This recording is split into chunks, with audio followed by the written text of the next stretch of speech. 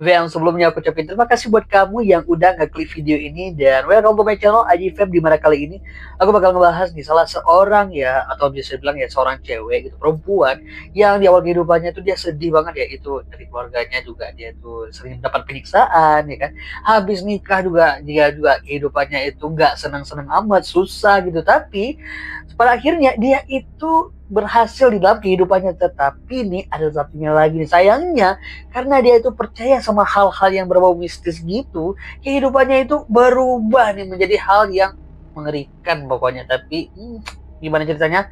Langsung aja kita ke ceritanya. Leonard Siansuli yang merupakan seorang perempuan itu lahir di tanggal 14 April ya 1894 nih Feb ya, itu di daerah Montella Italia gitu nih Feb. Nah sejak kecil nih ya, sayangnya ya, itu dia lahir di keluarga yang biasa aja gitu ya. Namun yang paling miris itu dia sering mendapatkan perlakuan kasar nih dari ibunya. Hal ini nih sampai membuat si Siansuli ini nih itu sampai pengen ya mengakhiri hidupnya itu sebanyak 2 kali nih saat remaja nih Feb. Ya udah deh Bem ya, kehidupannya pun berlanjut ya. Akhirnya nih di tahun 1917 gitu nih Bem ya, si Sian Suli itu memutuskan untuk menikah dengan seseorang yang bekerja di kantor catatan sipil tuh yang bernama Rafael ya. Jadi ini ceritanya nih, si Rafael ini itu usianya tuh lebih tua dari si Sian Suli. Namun ya di sini ibunya si Sian Suli ini sangat menentang hubungan atau pernikahan mereka gitu, karena ibunya ini sudah merencanakan untuk menikahkan si Sian Suli dengan seseorang yang lebih mapan nih ya, tujuannya sih untuk memperbaiki kehidupan ekonomi nih pastinya. Nah, tapi ini Bem ya, sayangnya pernikahan si Sian Suli ini ya, itu berjalan bisa dibilang ya ini menyedihkan ya, atau dia nggak senang gitu ya kehidupan rumah tangganya, karena ini semua diakibatkan oleh permasalahan ekonomi gitu. Nah, dia itu ngerasa kalau kehidupan rumah tangganya udah dikutuk sama ibunya, karena dari awal nih ibunya melarang ya hubungan atau pernikahan tersebut nih, dan akhirnya ya untuk mungkin ya merubah kehidupan gitu, si Sian Suli sama suami itu memutuskan untuk pindah gitu ya di tahun 1921 ya, untuk pindah ke kota Lauria nih. Tetapi nih Vem ya, sayangnya ya setelah mereka tuh pindah gitu, kehidupannya tuh pindah dari kota, dari suatu kota ke kota lain gitu ya. Ini kehidupannya itu nggak berubah, masih susah gitu di dalam hal ekonomi ini. Makan ya, ini diperparah dengan ya di tahun 1927 gitu nih Vem ya. Itu si Jasuli itu sempat dipenjara karena tuduhan kasus penipuan gitu nih Vem. Nah, setelah bebas nih Vem ya, dirasa bahwa kehidupan mereka di kota yang udah mereka tempati ini nih itu nggak memberikan kebahagiaan gitu, atau ya nggak ada perkembangan di kota ini. Akhirnya mereka kembali memutuskan untuk pindah lagi ke kota Lakedonia. Nah, ini kota tempat kelahiran suaminya nih. Namun sayangnya nih Vem ya, kehidupan mereka ini bisa dibilang makin parah ya. Di mana nih ya, kehidupan atau bisa dibilang ya masalah ekonomi itu nggak terselesaikan ya di dalam rumah tangga mereka. Terus ditambah lagi ya, itu mereka itu tertimpa musibah di mana rumah mereka itu ambruk ya karena sebuah gempa di tahun 1930 nih Bem. Nah, karena semua ya bencana tadi gitu, kesulitan-kesulitan yang mereka alami juga membuat mereka itu ya udah akhirnya mereka memutuskan untuk pindah lagi nih Bem. Akhirnya mereka pindah ke daerah Correggio gitu nih Bem ya. Dan di sini nih, nah di sini nih si Siansuli ini Wim ya, itu kehidupannya tuh mulai berubah nih. Nah, mereka akhirnya ya itu mulai peningkatan tuh di dalam kehidupan ekonomi mereka, karena nih si Siansuli itu membuka sebuah toko sabun gitu, dan ini nih membuat dia itu sempat ya dihormati gitu di lingkungannya gitu, Wim. Nah, walaupun nih kehidupan si Sian Suli ini udah membaik gitu ya, dia udah populer gitu ya, dia udah dihormati di lingkungannya, tetapi sayang juga nih Web ya, karena dia itu kalau kamu tahu nih Web ya, dia itu hamil sebanyak 17 kali gitu, tetapi 3 anaknya itu ada yang keguguran, terus ada 10 anaknya tuh yang meninggal. Jadi anak-anak dia yang masih hidup itu dia itu sangat protektif kepada anak-anaknya yang masih ada gitu nih Web. Nah, hal ini ya karena dia itu ya mungkin ya seorang perempuan gitu ya, banyak itu ngelihat anaknya yang meninggal gitu, pastinya ya yang masih ada itu dia tuh sangat protektif gitu sama anaknya. Jadi nih Vem ya, paranoidnya si Sian Suli ini nih Vem ya kepada anak-anaknya itu diperparah karena sebelumnya itu dia pernah ketemu gitu sama peramal yang meramalkan bahwa dia bakal menikah ya. Sian Suli ini, kamu bakal menikah dan kamu bakal memiliki banyak anak gitu ya, tetapi anak kamu itu bakal meninggal semua, itu mati muda gitu. Nah sebelumnya juga nih si Suli itu ya juga itu sempat menemui seseorang Romania gitu yang bisa ngebaca telapak tangan gitu nih Vem. Nah dia si peramal ini bilang kalau di tangan kanannya itu dia itu melihat penjara gitu, dan di sebelah tangan kirinya dia itu melihat ya rumah sakit jiwa. Dan si Suli ini nih Vem itu sangat percaya dengan hal-hal mistik atau ramalan-ramalan yang seperti itu nih Vem. Ya udah nih Vem, cerita lanjut di mana di tahun 1939 nih Vem ya. Si Suli itu tahu kalau anaknya, anak sulungnya yang bernama Giuseppe itu dia itu masuk ke angkatan darat gitu ya. Nah, dia itu masuk ke situ ya menjadi tentara sebagai persiapan untuk mengikuti Perang Dunia Kedua. Oke deh, Beb. Ini waktunya ya kamu untuk hilangkan imajinasi kamu nih, mainkan imajinasi kamu. Maksud aku nih, Beb, buang jauh-jauh logika kamu. Karena logika kamu bakal main nih, Beb. Karena si Siansul ini bakal masuk ke mode yang paling nyeremin nih menurut aku nih, Beb ya. Jadi nih Beb, ceritanya dia udah tahu kalau anak sulungnya tuh si Giuseppe tuh pengen ikut perang. Dia takut nih kalau anaknya itu ya dia keinget sama ramalan yang dia itu dengar gitu, dan dia sangat percaya dengan hal-hal seperti itu, tahayul atau ramalan seperti itu nih Beb. Jadi akhirnya dia memutuskan untuk melindungi anaknya dengan cara ya melakukan pengorbanan kepada manusia nih Beb. Dan inilah yang membuat aku bilang tadi dia itu aduh ini udah masuk mode seremnya nih Beb. Jadi nih Fem ya, sebelumnya nih ya, selain si Soli ini itu, dia membuka toko sabun gitu ya, sehingga dia tuh terkenal gitu ya. Jangan salah nih Fem, ternyata si Soli ini juga merupakan salah seorang peramal yang sangat dipercaya nih di lingkungannya juga nih Fem. Nah di sini nih ya, jadi nih Fem ya, ketika tadi ya kayak aku bilang dia tuh percaya juga, dia ternyata juga ikut ngeramal gitu. Ya udah lanjut ya. Jadi nih Feb ya, kayak aku bilang tadi, dia kan pengen ya melindungi anaknya itu mungkin dengan kayak ritual-ritual gitu nih Feb ya.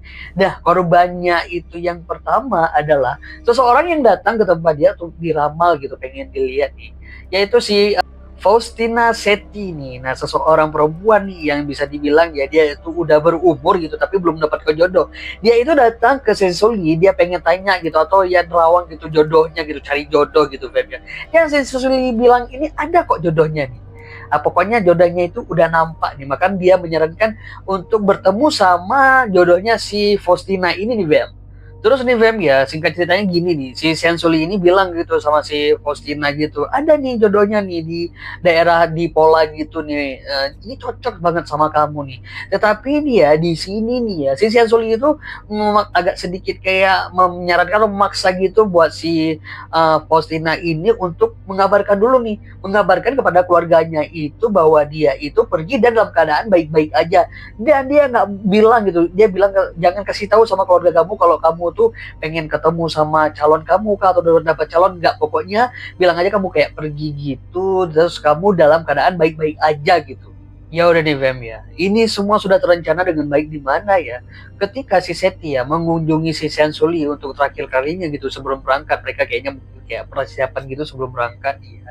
Si Sensuli itu bilang gitu, biar kamu nggak gugup gitu, minum dulu nih. Dia ngasih minuman ke si Seti nih ya, si Seti ya nggak pikir macam-macam gitu ya. Akhirnya si Seti minum gitu. Nah setelah si Seti minum, tanpa si Seti tahu kalau minuman itu udah dicampur sama racun ya. Udah ketika si Seti ini nggak sadarkan diri, langsung aja nih si Sensuli ini ya, perempuan nih, ibu-ibu gitu ya, dengan sadisnya itu mengkampak si Seti gitu sampai dia tuh ya udah diracun gitu, dikampak lagi nih Beb. Itu emang udah di luar nalar gitu, serem gitu ya.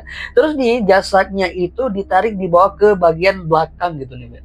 Terus nih Beb ya, untuk menghilangkan jejak nih Beb ya, ini ya setelah itu si Seti itu jasadnya dibawa ke belakang ya, itu jasadnya itu mohon maaf dipotong ke 9 bagian, dibagi ke 9 bagian. Terus darahnya nih Fem ya itu dimasukin ke dalam baskom gitu nih Fem ya, dimasukin ke dalam wadah baskom gitu.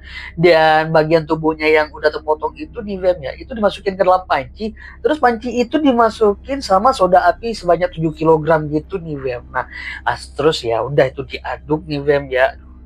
Aku sampai ngebayangin agak merinding nih Bem ya. Itu ya setelah semuanya itu hancur gitu, udah kayak bubuk ya, udah kayak sereal gitu nih Bem ya. Terus ya itu ya semua untuk menghilangkan semua barang buktinya itu jasadnya itu yang udah jadi bubuk itu atau jadi kayak sereal gitu, itu dimasukkan ke dalam septic tank nih Bem. Udah merasa gimana gak enak gitu Bem ya? Tunggu dulu nih Bem. Ada yang lebih parah lagi, di mana darah tadi yang dikumpulin dalam baskop itu di Bem ya, itu ditunggu sampai mengering. Terus darah itu ya, singkat ceritanya nih ya, biar kamu nggak pusing gitu Bem yang dengernya ya, ngebayanginnya. Itu darahnya itu ya dicampurin sama bubuk ya, maksud aku bubuk, gula, margarin ya kan, gula, tepung nih Bem.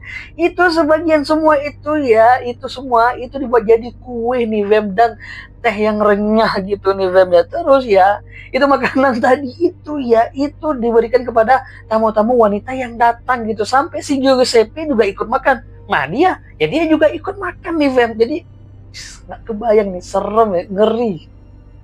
Kuatkan dirimu kamu Fem ya, karena kita bakal masuk ke korban kedua nih, dimana korban kedua yang bernama Francisca itu juga datang ya ke Sensuli nih. Nah si korban ini meminta bantuan kepada Sensuli untuk mencarikan dia pekerjaan gitu, secara ya Sensuli kan termasuk orang yang terhormat gitu, terpandang gitu ya. Nah Sensuli itu langsung bilang ada kok pekerjaan di sebuah sekolah khusus perempuan nih. Nah tetapi nih ya, di sini Sensuli ini kembali membujuk ya si Francisca ini untuk menulis dulu di surat kepada keluarganya bahwa mengabarkan kalau dia itu dalam keadaan baik-baik aja, dan intinya nih ya nggak usah dicari deh, pokoknya dia itu dalam keadaan baik-baik saja nih. Nah ya udah deh Fem, akhirnya nih modusnya itu sama nih Fem ya, itu sama kayak si Seti tadi nih ya, akhirnya ya si korban ini itu mengunjungi si Sensuli untuk terakhirnya sebelum berangkat gitu nih. Nah saat sebelum berangkat ya kembali lagi nih si Sensuli menawarkan minuman gitu biar nggak gugup gitu, dan di minuman itu udah dicampur sama bius atau racun gitu nih Feb. Nah saat si korbannya ini udah nggak sadarkan diri, ya udah nih si Sensuli ya emang hobinya dia kampak lagi nih Feb ya. Terus nih untuk menghilangkan semua barang bukti ya sama seperti si Seti tadi ya, itu jasadnya itu diperlakukan sama seperti si Seti tadi untuk menghilangkan semua barang buktinya di web. Kayaknya aku usah gambarin lagi soalnya yang tadi aja udah serem Fem.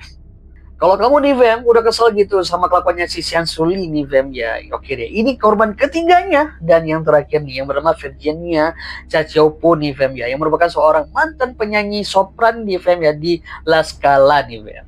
Dan tujuan si Virginia datang ke sini nih, dia itu meminta bantu gitu sama si dia ini ya, si Suli ini untuk menjadi pekerjaan gitu nih Fem. Nah si Suli lagi-lagi mengatakan ada nih pekerjaan yang sangat cocok gitu sama kamu ya, dimana dia menjadikan sebuah pekerjaan ya itu menjadi sebagai seorang sekretaris gitu. Itulah ya, dia menjadikan pekerjaan ya di Florence gitu nih Fem ya.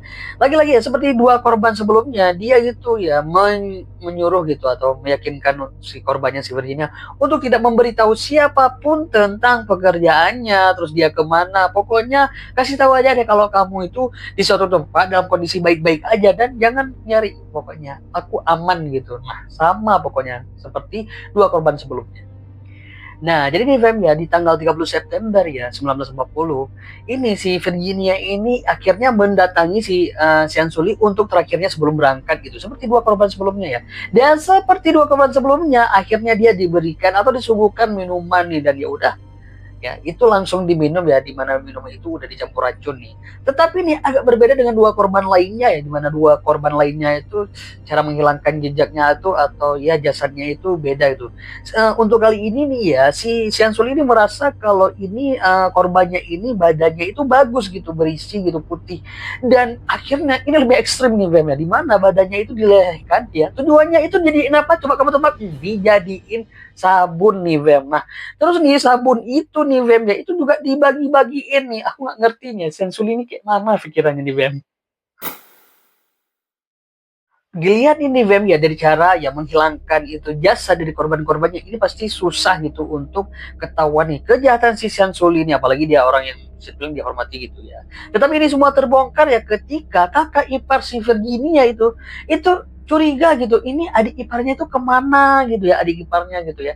Dan dia itu ingat kalau terakhir kali dia itu melihat adik iparnya itu masuk ke tempat atau ke rumahnya si Suli ini. Nah akhirnya ya dia itu takut gitu nih, ini ada apa-apa gitu. Akhirnya ya kakak iparnya itu melaporkan kepada pihak kepolisian nih, dan pihak kepolisian pun mendatangi rumah si Suli, dan pastinya ya diinterogasi gitu. Ya udah deh, mana ada sih ya, nggak mungkin si Suli itu mau mengakui semua perbuatannya. Dan karena si Suli ini nggak mau mengaku gitu nih Fem ya, akhirnya kecurigaan polisi itu pindah kepada anaknya gitu, si Giuseppe. Di sini nih Bem ya, karena si Suli ini kan seperti aku bilang tadi sangat sayang kepada anak-anaknya gitu. Akhirnya dia mengakui semua perbuatannya untuk melindungi anaknya Giuseppe. Nah di sini nih Bem ya, pada saat pemeriksaan gitu, dia semua, maksud aku nih ya, dia menceritakan semua nih Bem ya, yang aku ceritain tadi ya, detil ya, cara dia itu menghabisi terus menghilangkan semua jasad korban-korbannya nih Bem ya, sampai pada akhirnya itu dia diadili Bem. Dan ya udah nih Bem ya, si Suli ini akhirnya didakwa gitu ya, dengan didakwa atau diadili dengan tuduhan di pembunuhan nih Bem ya, dugaan pembunuhan, di mana dia akhirnya dijatuhi hukuman selama 30 tahun penjara dan 3 tahun ya seperti ramalan dia itu 3 tahun di rumah sakit jiwa. Dan di rumah sakit jiwa itu dia juga meninggal atau mati karena itu sakit nih Bem ya. Dan nih Fem ya, asal kamu tahu ya, kalau kamu mikir ini kejadiannya nih beneran ya, itu semua ya benda-benda itu ya, seperti ada beberapa benda yang digunakan untuk merubah itu korbannya menjadi kue, maksud aku nih, maaf ya, itu dipamerkan di sebuah museum di Roma gitu, dan dia dicap sebagai perempuan pertama di Italia yang merubah korbannya menjadi kue nih Fem. Itu ya serem nih Fem. Oke deh, memang itu dia dari kisah dari Xian Suli ya, yang pertama hidupnya itu sedih ya gitu, merana gitu. Akhirnya dia berusaha dikasih kesuksesan, tapi malah karena percaya hal-hal yang seperti itu, dia terjerumus ke dalam hal-hal yang itu mengerikan dan menyesatkan dia nih Fem ya. Malahan nih Fem ya, itu saat dihukum dia itu biasa aja kayak nggak merasa bersalah. Luar biasa. Oke deh, Fen, sebelumnya aku ucapin terima kasih nih buat kamu yang udah nonton video aku dari awal sampai akhir ya. Aku minta maaf banget ya kalau ada kesalahan-kesalahan kata, kesalahan-kesalahan lainnya. Aku minta maaf nih, Beb, dan biar aku makin semangat gitu, Beb.